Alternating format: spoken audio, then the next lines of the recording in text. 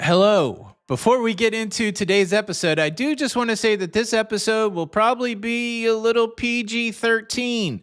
So if you're easily offended, or if you have youngins that you don't want to, be subjected to things that are PG-13, it's time to get them out of the room. This is going to be an interesting one today. I'm just going to roll the intro and we'll go from there.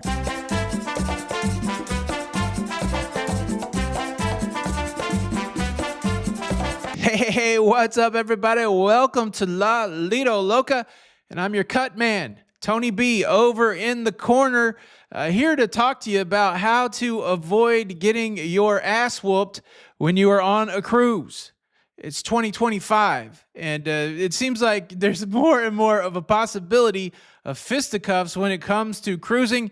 And I've spent over 500 days at sea, and never once have I been in a physical altercation. I feel like I'm more than qualified to talk about how to avoid getting into a fight on a cruise ship. Number one, avoid drunken arguments.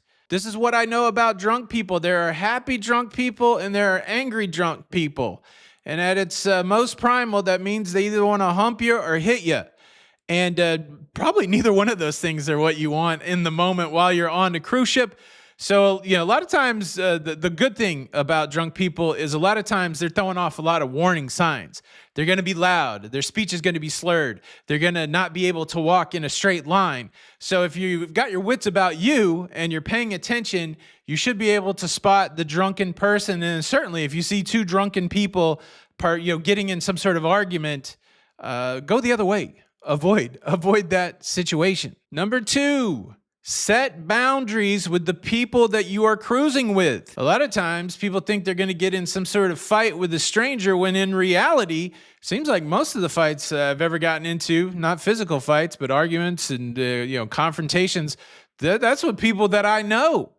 And so you can get into all kinds of weird fights on a cruise ship. Say you're cruising with your family or a significant other or your best friend or something like that.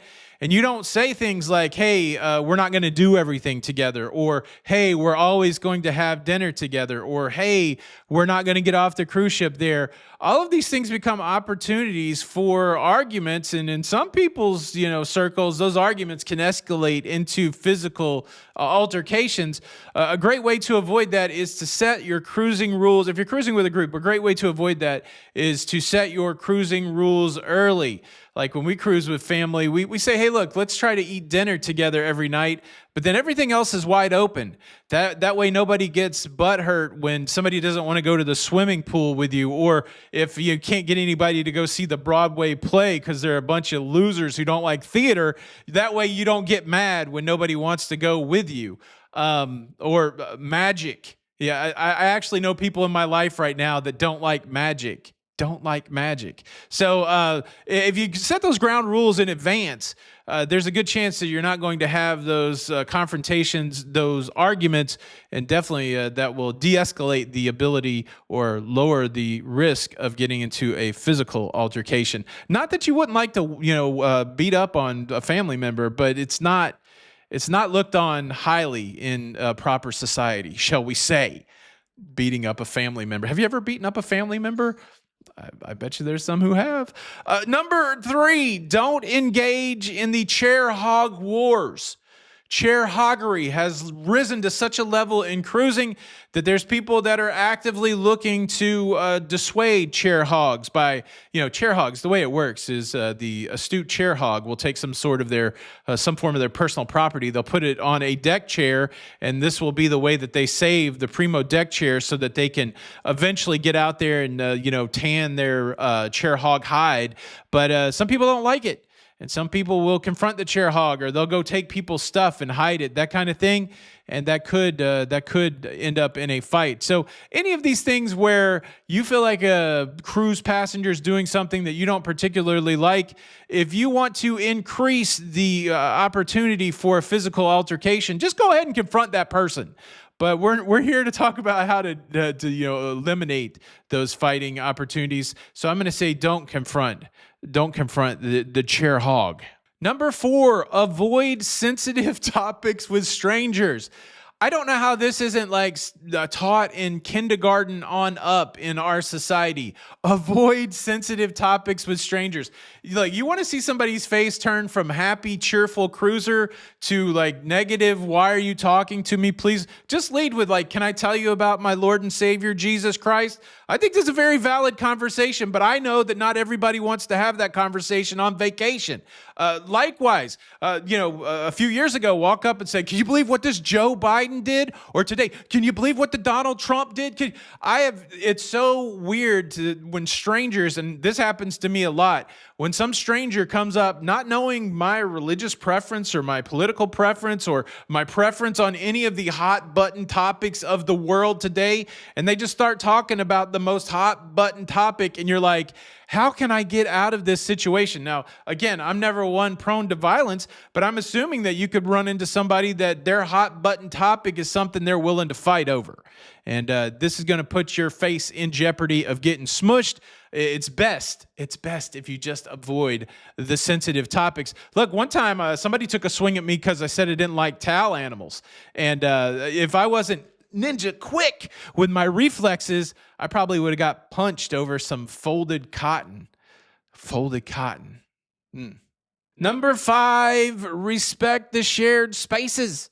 And this could take a lot of forms, like don't cut line at the buffet. Don't play your Bluetooth speaker, which fortunately is banned on a lot of cruise lines now. But this is the worst.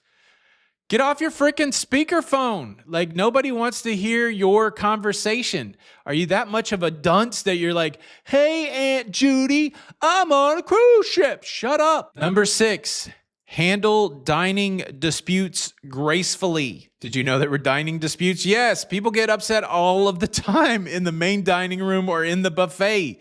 They get mad if you take too much food. They get mad if you wear the wrong clothes in the dining room. If you're at a shared table, again, back to that thing we mentioned earlier, if you say the wrong thing, all of a sudden people are mad and they're clutching pearls and people are calling each other rude and you got to fight. I did say something untoward the chocolate melting cake one time in the main dining room, and I thought I was going to get pummeled. Pass the butter, please. That's all I say in the main dining room. That way I don't get punched. Avoid any kind of shenanigans in the dining room. Number 7, and this one's important. You got to learn to walk away early. The whole goal that we're trying to get to here is not to be in a physical altercation on a cruise ship. It doesn't mean that you're not going to have tension on a cruise ship. It doesn't mean that there might be an argument or some sort of confrontation, but you just don't want it to get physical, because physical is a couple things. First, you could end up in the hospital. You could end up changed for life by an incident. And number 2, you could get your cruising privileges revoked. And I don't know which is worse, hospitalization or not being able to go on a cruise ship. You do the math on that one. So one of the ways that you can avoid both of those things, the hospitalization and the revoking of the cruise privilege, is to know when to walk away. And that's usually about 5 minutes earlier than what you think it is. So if you're in a situation and maybe when you're thinking you should walk away, it may be too late. So maybe anytime you're in a situation, you should start with the should I walk away right now question. The answer is probably yes.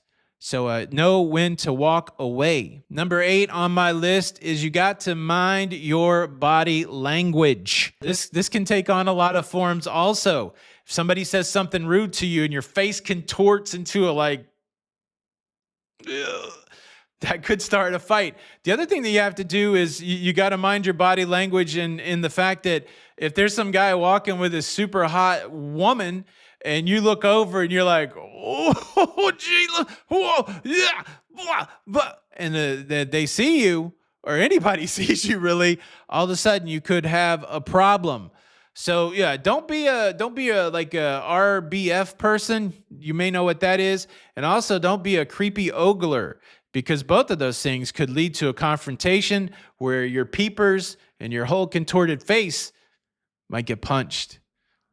Watch where you're looking. Yeah, the funny thing with the ogler, not only could they get in trouble with the person that they've ogled or somebody that's connected with the person that they ogled, they also might get in trouble with their own person. That's right.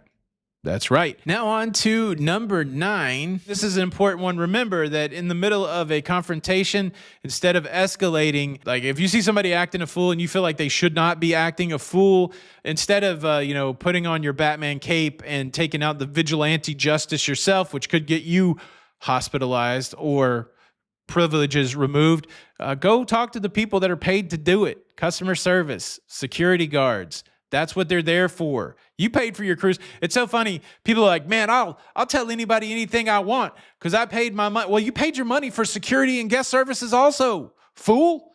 Go use them. Use them. Okay, and the final thing, and this is the thing I say the most, pack your patience. If you really want to avoid getting into some sort of fight on a cruise, whether verbal altercation, physical altercation, you got to go into that cruise life knowing that it's different sometimes, and you're cruising with thousands of other people, and some people are going to be trying.